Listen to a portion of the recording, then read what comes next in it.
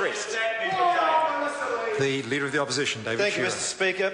I just want to pay my thank you and gratitude, pass on my gratitude for that to the last speaker, sir, for helping me to get elected into the Mount Albert seat.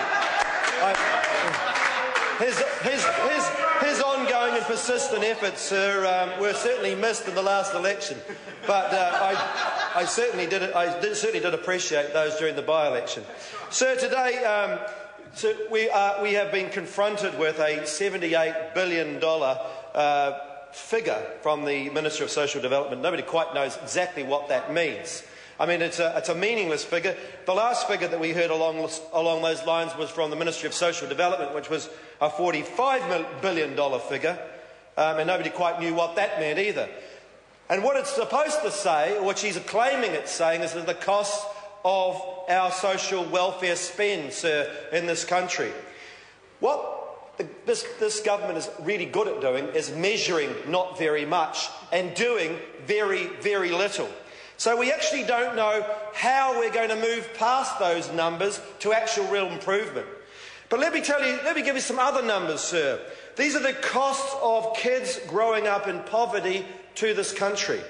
$8.8 billion a year, sir.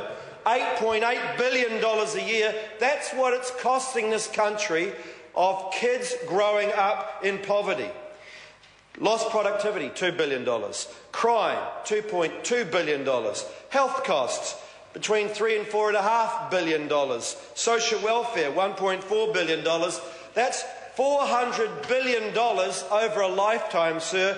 That is nearly 10 times what that minister was talking about in terms of social welfare, if she actually solved the real problems in this country, the real problems, which is about child poverty.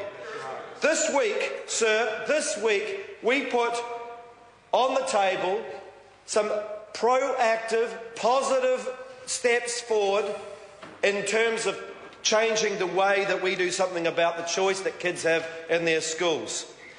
You go across the schools in this country, sir, and you look at those kids in those schools, and they look up at you, they're eager, they're ready to learn, willing, and then you look a little bit harder and you notice that many of them don't have shoes, they've got no jumpers on, they're cold, and many of them, sir, according to their teachers, come to school without lunches.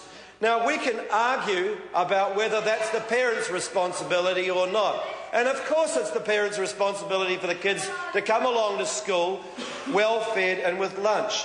But the reality is they're not. More than 80,000 kids are coming to school without those things and without the lunch and without having something to eat. Of course they're not going to do well. Of course they're not going to do well in the classroom, either themselves or as a distraction to others. We are proposing to put food into schools to ensure that those kids get the best start. And what does that mean, sir? What does that actually mean? That means that when those kids get a good start, they don't come out the other end and fall into the unemployment queue or form part of our health statistics or our crime statistics.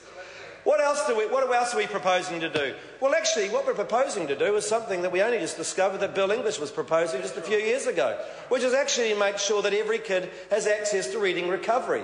1 in 5 children in this country has problems with reading.